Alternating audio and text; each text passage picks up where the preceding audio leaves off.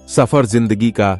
एक बुजुर्ग शिक्षिका भीषण गर्मियों के दिन में एक बस में सवार हुई, पैरों के दर्द से बेहाल, लेकिन बस में खाली सीट न देखकर जैसे तैसे वह बस में खड़ी हो गई। कुछ दूरी ही तय की थी। बस ने की एक उम्रदराज औरत ने बड़े सम्मानपूर्वक आवाज दी, आ जाइए मैडम, आप यहां बैठ जाइए।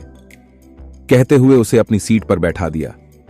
खुद वो बेहद साधारण सी औरत बस में खड़ी हो गई। मैडम ने दुआ दी, बहुत बहुत धन्यवाद, मेरी बुरी हालत थी सच में। उस महिला के चेहरे पर एक सुकून भरी मुस्कान फैल गई। कुछ देर बाद शिक्षिका के पास वाली सीट खाली हो गई, लेकिन महिला ने एक और महिला को, जो एक छोटे बच्चे के साथ यात्रा कर रही थी और मुश्किल से बच्चे को ले जाने में सक्षम थी, को उस सीट पर बिठा दिया।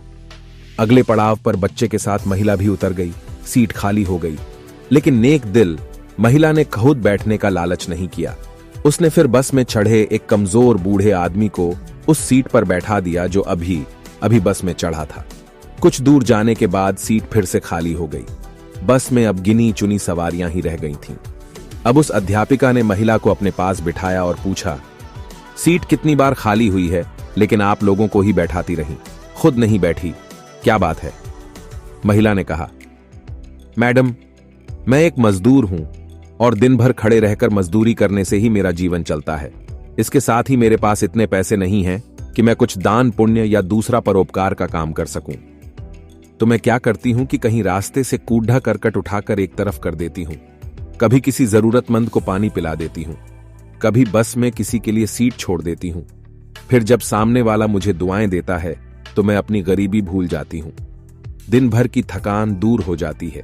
और तो और, जब मैं दोपहर में रोटी खाने के लिए बैठती हूं ना बाहर बेंच पर, तो ये पंछी चिड़ियां पास आके बैठ जाते हैं। रोटी डाल देती हूं छोटे छोटे टुकड़े करके। जब वे खुशी से चिल्लाते हैं तो उन भगवान के जीवों को देखकर मेरा पेट भर जाता है। पैसा रुपया ना सही, सोचती हूं दुआएं तो मिल ही जाती है ना मुफ्त में। फायदा ही है ना, और हमने लेकर भी क्या जाना है यहां से? शिक्षिका अवाक रह गई। एक अनपढ़ सी दिखने वाली महिला इतना बड़ा पाठ जो पढ़ा गई थी उसे, जिंदगी का सफर कैसे तय करना है, ये उसे आज इस अनजान महिला से सीखने को मिला। वह उसे धन्यवाद बोलकर अपने स्टाइन अप पर उतर जाती है। कहानी अच्छी लगी हो तो लाइक करें, शेयर करें, कहानी के बारे में अपने विचार कमेंट करें और चैनल को सब्सक्राइब करना न भूलें। धन्यवाद।